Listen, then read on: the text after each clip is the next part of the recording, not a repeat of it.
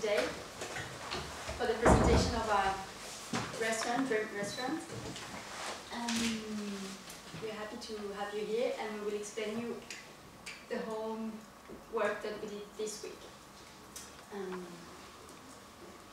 Okay, this is a brief summary. First, we're going to start with the marketing part, and after you will have the human resources summary work, and then the finance part. So first of all, we said that we would set our restaurants in Santiago de Compostela city center, as it is the most touristic city in Galicia. Because of the cathedral and the pilgrims, we will always have a big flow of tourists. The name of our restaurant would be Bon Capricho. It's a mix between French and Spanish name, which reminds the Bon Appetit, which means buen provecho, which is welcoming and quite easy as well to remember. It's important for the word-to-mouth promotion. It's also part of our identity, as we're a group of international people. We also include it in the name of the restaurant, and it catches the attention as well, as it is short.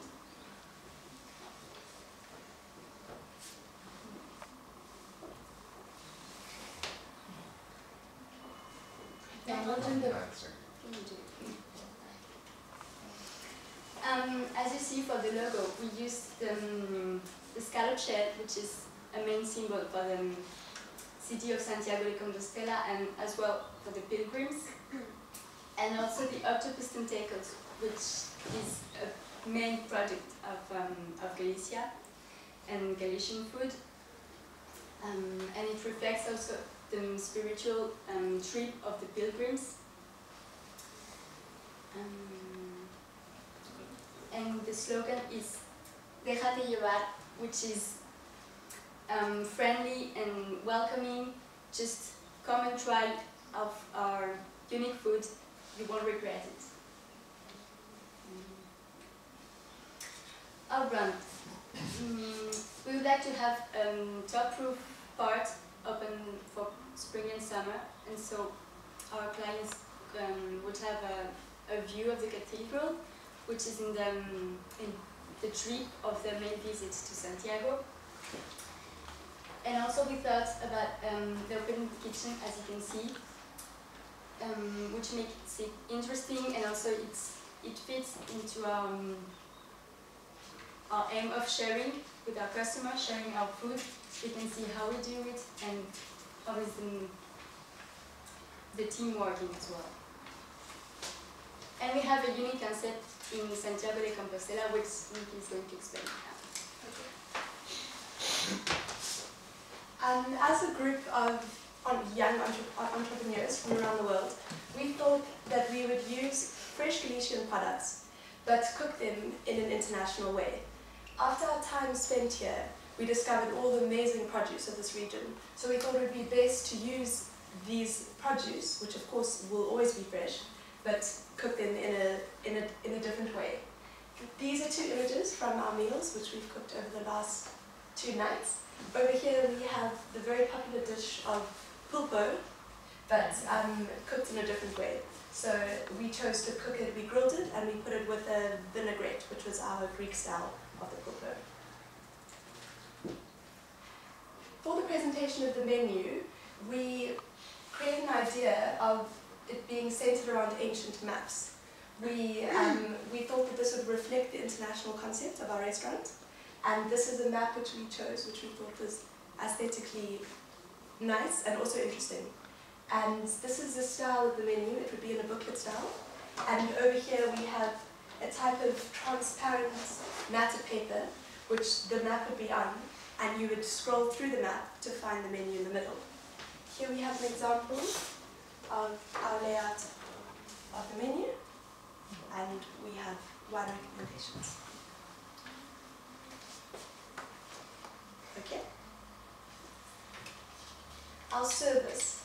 We believe that service is a very important part of our restaurant, and what we thought we'd do is is put money towards this section and have staff which are really well trained. And by doing this, we believe that if you put time and effort into your staff, this then comes through and is transported to the service which the clients get. And what we'd like is really warm, embracing service, and for the clients to then go back and talk to other people and tell them to come to our restaurant and also come back themselves. We also have a unique concept which goes with our concept of an international restaurant, which would be to choose staff which already have some knowledge in different languages, but also to constantly improve their knowledge of languages. Of course, it would be of basic, hello, how are you, what can I get you, thank yous and everything. So if we could constantly keep improving that. In the competitive environment, we believe that this is unique, as tapas restaurants seem to be a very quick service, and it's quite impersonal, but also we've noticed the English is quite minimal, and of course other languages. So for the tourists who come to this region, they'll have a unique kind of experience of people being very warm and being able to speak to them in their own languages. And we think that this will be special.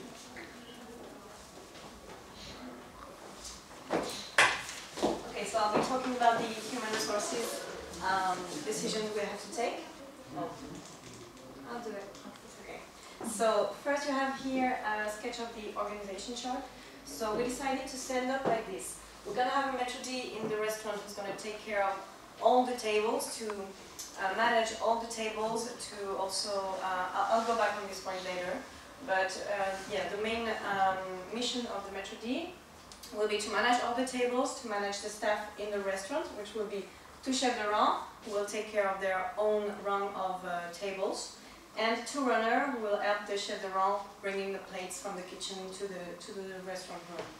In the kitchen, like we saw yesterday and the day before, we decided to set with 4 people. We think it would be enough, plus a dishwasher. So the chef and the sous chef, of course, will be managing all the kitchen, and the cook will do, well, all the cooking of the meals. And yeah, we think, based on the experience we had yesterday and the day before, it would be sufficient for the starters to start like this. This is the schedule, the first schedule we drew, so it's just a draft for the moment. It's not very, it won't be probably realistic, but that's how we're going to start. We decided to open the restaurant from 12:30 and till 4 in the afternoon, and then to open it again for the dinner from 8:30 until 11. The kitchen will be open until 11. So that's why we decided to have split shifts to cover the whole day, because during the afternoon we also would like to install afternoon coffee. So we're gonna have to need somebody to be here all the time to be able to welcome the clients and to take care of their orders. We believe that this type of time schedule would be a good organization of the service in order to set the tables, the mise en place, and everything in the kitchen and in the restaurant. We think this kind of timetable would be suitable for our concept. Also, we decided to close on Monday and Tuesday because we think in the region we can offer to close 2 days a week. We chose to close on Monday and Tuesday because it would probably, we invested a bit and we thought it would be the days we will have the less people in the restaurant, so we decided to close it. We didn't know whether we should close on Sunday, but we decided not to because most restaurants in Galicia are closed, or in Santiago de Compostela are closed on Sunday, so we decided to keep it open. So it's a good opportunity for people who want to go to the restaurant on Sunday. They have something open, it's our restaurant, and we'll be very glad to welcome them anyway. For the kitchen and the restaurant, we designed some job description sheets for every employee, in order to them, for them to know exactly what are they going to do, what's going to be their mission, how are they going to participate in the quality and standards that we have created and that we want to keep and to offer to the clients. So for instance, for the head chef, his main mission will be to train him to manage the staff in the kitchen, of course, and to assure the quality and the security in the kitchen, which are two very important points, but I'll go to this a bit later. The sous chef who reports to the chef, he will be his first support, his first help, and he will have to have a professional leadership, of course, because he's going to have to also manage the whole team in the kitchen. For the cooks, it will be, of course, the preparation and the cooking of every meal. We thought we might leave to the head chef to decide who's going to be responsible for what, because we only have 2 cooks. And the commis in the kitchen, which we don't have for the moment, but we thought we might need some if during the summer, for instance, we have a lot of people, so we're going to have to hire extras, for instance. So the commis will just help do basic kitchen mission, like chopping and peeling, just basic kitchen work. So that's for the kitchen. And now for the restaurant, we also designed some job description for people in the restaurant. So we have, we're going to have a chef de rang and commis, or runner, in the restaurant, and the maître d' who's going to manage the whole team, of course. So the chef de rang and the commis will have 3 missions: before service, during service, and after service. So before service will be to organize the room, to check the mise en place, to check the reservation, to make the plan of the room. For the chef de rang, it's very administration or managing tasks. For the commis, it will be more cleaning stuff. So like cleaning the room, cleaning the utensils, the cutlery, the plates, all these kind of little things, preparing the bread and everything. During the service, the chef de rang and the commis have 2 very different missions, and it's very important for them to understand that they don't do the same job. This is for the good development of the service. It's very important for them to understand what exactly is their mission. So the chef de rang has to take the order, has to communicate with the kitchen, and to assure the quality. It means checking with the clients, checking with the guests if everything is okay, they need anything else. This is the main mission of the chef de rang, to manage all his tables. And the commis, or the runner, will have to go from the kitchen to the restaurant room, bringing the plates, and serve water, wine and bread, very important. Always be assured that every guest have water, wine and bread. And also to clean the tables when the chef de rang orders it. The runner will have a few responsibilities, but not too much, because we don't want to mess the service, so we think it would be better if the chef de rang really gives the orders to the commis, and not for him to take too much responsibility. And so after the service, we'd be like clearing the tables, closing the restaurant, basic after service missions. Thank you. For the uniforms, we decided to choose for the restaurant room.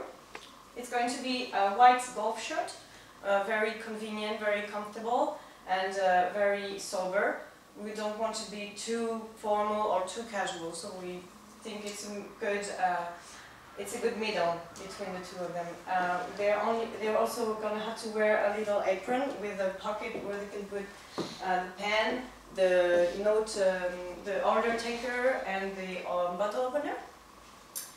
We also would like them to wear pants, dark color trousers.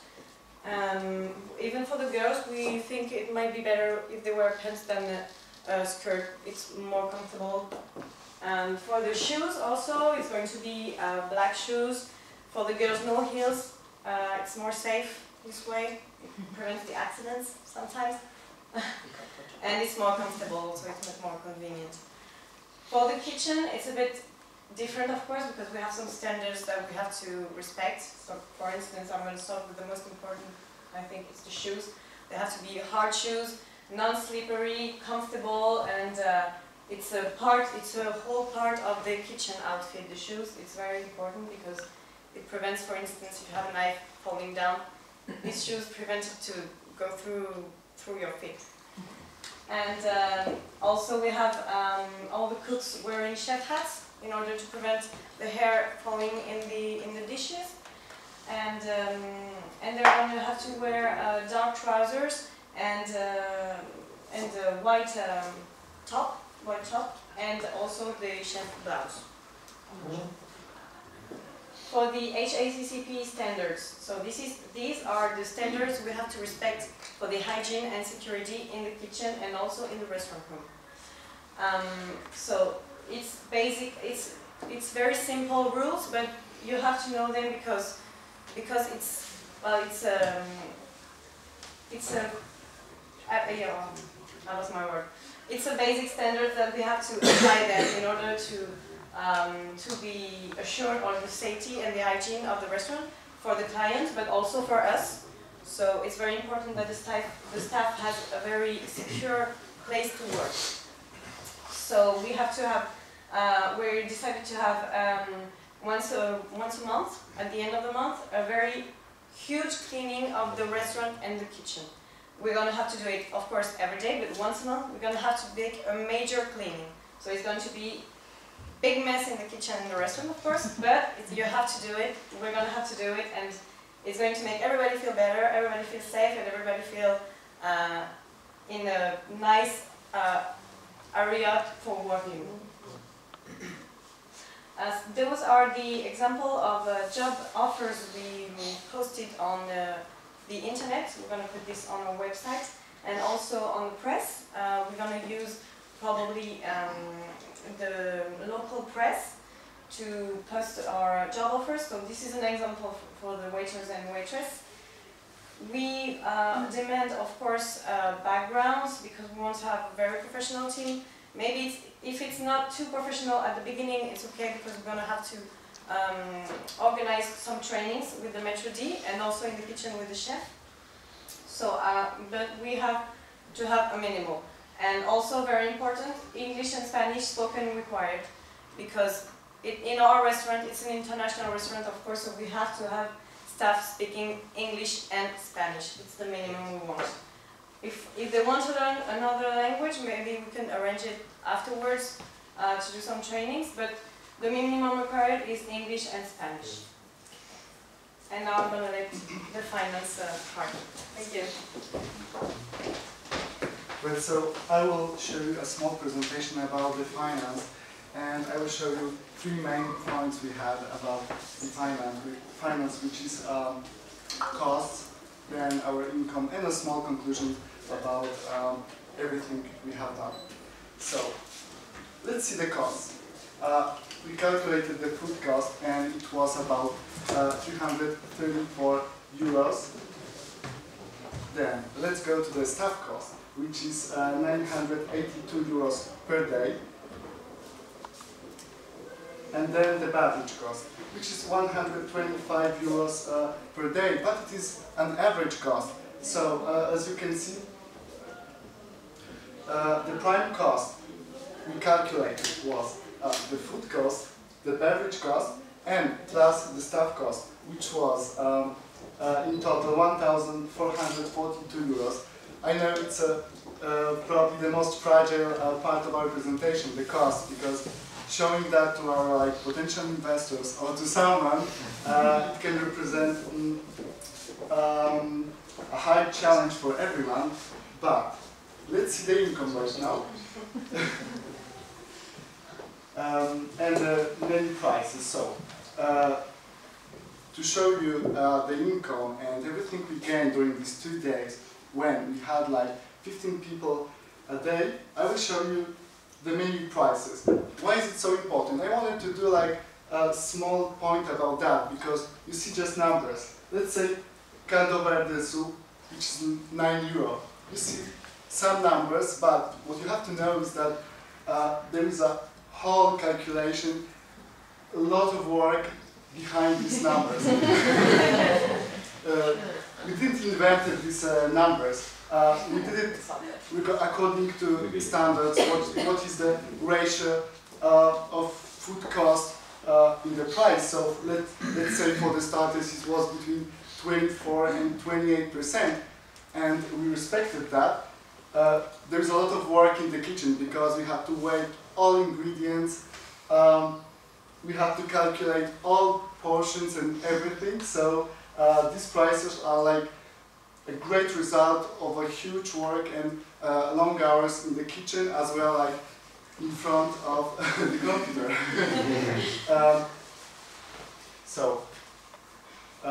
Let's see the most optimistic part of the presentation, so the income.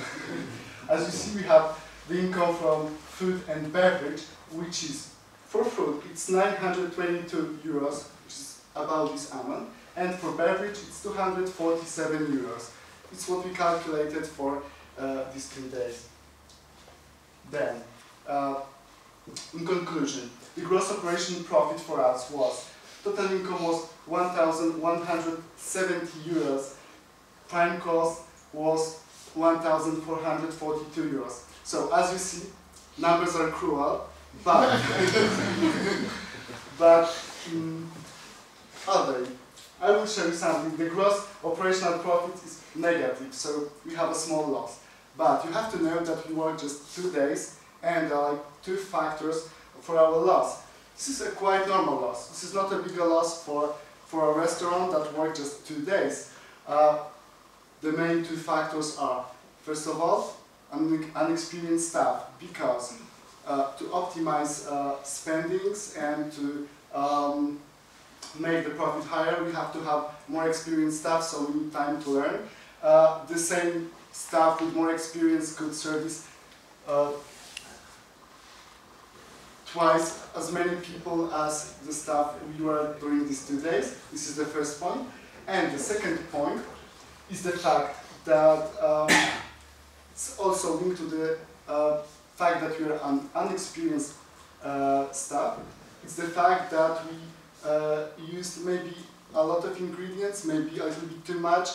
With more experience, we could know more about the waste, about how much food we should buy and how much food we should use. So all that things will optimize our income, will make lower our spendings, and I assure you that this number will be very quickly positive, and we are going to meet the break-even point very quickly. So, in conclusion, if you are potential investors, we invite you to invest in our restaurant, because as you see the numbers, which are quite positive for just 2 days, you're invited to invest in our restaurant. Thank you very much.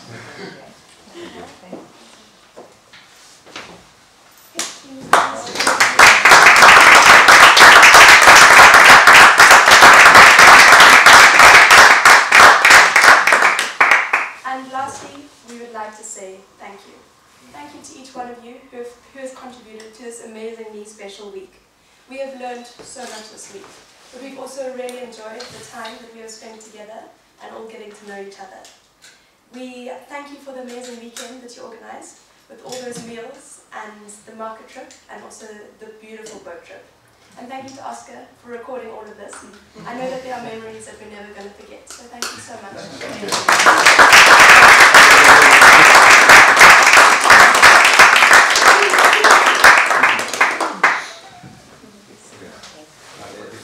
I don't know if you are going to ask a question. No? If you have any questions? Do you want to ask a question? Please, if you want to, you can sit down. If you are more comfortable. So, thank you very much and congratulations to the students team and also to all the faculty team supporting, because this is a really great work. I was just wondering about the concept of the restaurant that you have created, especially in this part of Spain called Galicia. It's really interesting because it's a very innovative thing to think on setting the restaurant and international food in Santiago and so on. And you were talking, I think, who was talking about the competitive environment, something like that. I don't know, when you have been thinking of the possibility to create this concept, what is your idea on the way that people is going to, I mean, do you think people in general in Galicia is expecting a concept like this? Do you think it's more I don't know, a push or pull strategy? I mean, do you think you are going to provoke people to be interested in an international concept of kitchen, you know, with a mixture between, or do you think there is a need for this in Santiago? For the little time that you have spent in the city from Europe? I think, I don't know if you agree with me or not, you can stop me if you don't. I think in Galicia right now it's not a need, but we're going to create it. We think it's missing actually, but people maybe don't realize it. And we would like to offer them the opportunity to discover their local product in another way of cooking them. And so that's the main idea. The main idea is to offer them something new and to get them out of their routine maybe. And we think right now it's not a need, but it's going to be one probably very soon. Nowadays it's very fancy and it's a very how can I say new fad to discover the very international cuisine, and we think this concept might get even better with the lot of tourists that we have here in Galicia. Our main target won't be Galician people; they will be mainly tourists. But we think that since we're opening on Monday, it can help Galician people who wants to go to the restaurant on Monday since everything is closed. They can go here, like it's the only thing that's open, let's go here, and they'll discover something new. And we think it could be a very great opportunity for them to discover international cuisine, because they won't be too shocked because it's local products, so it's products they know. Can I add? Just, I think, as we said, our target market is mainly foreigners, so it isn't the local people. And what I think is different is that we offer an experience where it's not only tapas, which can sometimes, I know personally that I love tapas, but it's quite, you know, I'm not used to always small things and with a lot of flavor and a lot of different tastes. So instead it offers something where you sit down and you can enjoy a longer meal, and it's maybe something you're used to. And second of all, we also have a unique concept which Clara spoke about, which is also the view of the cathedral from the rooftop, which rounds off the whole experience of the spiritual experience. So you get to sit, we'll have some music, and get to kind of reflect on your time, which I think is also a unique thing. And also we spoke about the service, which I think will be a great attribute, because people can recommend to their friends and come back themselves. Just even if they're by themselves, you know, maybe some people have done the trip by themselves, and they come and they just feel warm and welcomed and can sit down and talk to our staff.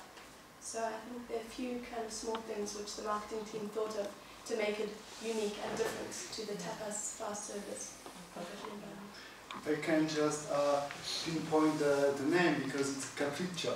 We try to give to the people a little bit of luxury, a little bit of, you know, Capricho, just to meet their needs sometimes. And this is important because the price is not so high and it's still Capricho. So I wanted to pinpoint that we can give something at a reasonable price to people, something which is different, something which is with a little bit flair of luxury, with something different than other restaurants. So this is our main point.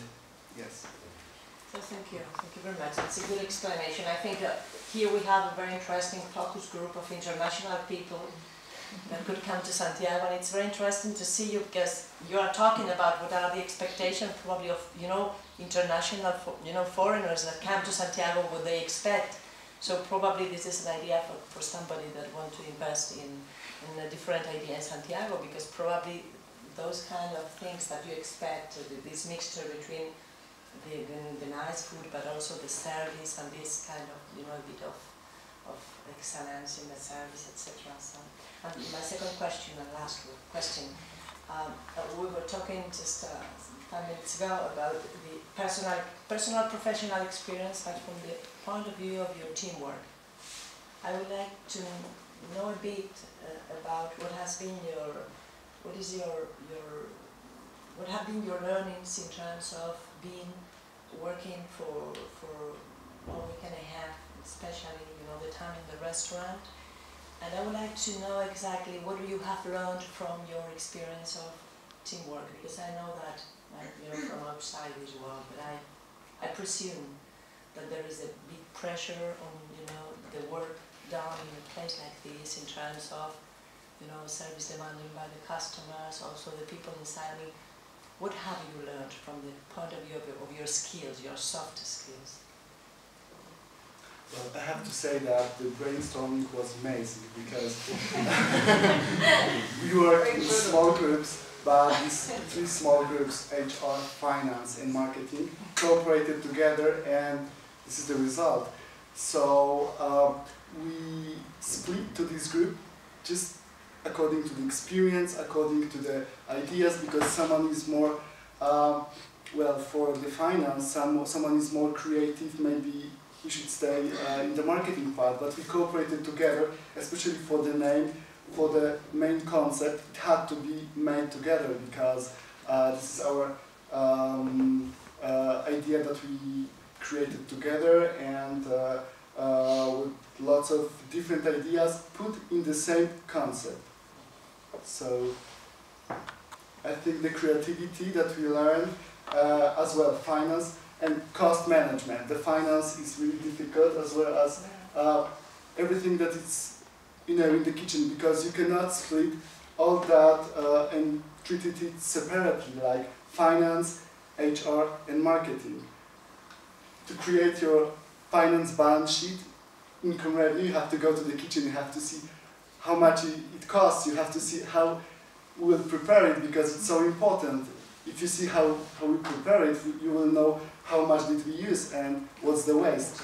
So everything is linked and we have to do it together. So we learned teamwork, but so many operational things, finance and HR, how everything works, because we were part of our staff, so human resources were really important as well. May I add that it's the first time we all work together. It's the second week we know each other. We all tried very, very hard, I believe. And of course, what we were saying all the time is that if we did the same thing 1 year after, it would be a totally different outcome. Not only because of the knowledge about finance and marketing and many other stuff of food and beverage industry, but because also we will know better each other, we will function better and be able to predict things, not only about the academic things and the knowledge, but for our team as well. So that was the point. We tried, and of course we learned many things, like we are people that study management, others because they already have many leading and leader skills, others because they want to create them, and in a team of 8 people you can't always have leaders or always have followers. You always have to have a combination. So from all of us we made compromises, we made advices, and we help each other very much, even though it's the second week. Thank you very much. Thank you. Okay. Congratulations. And nothing else. Good luck. Good luck.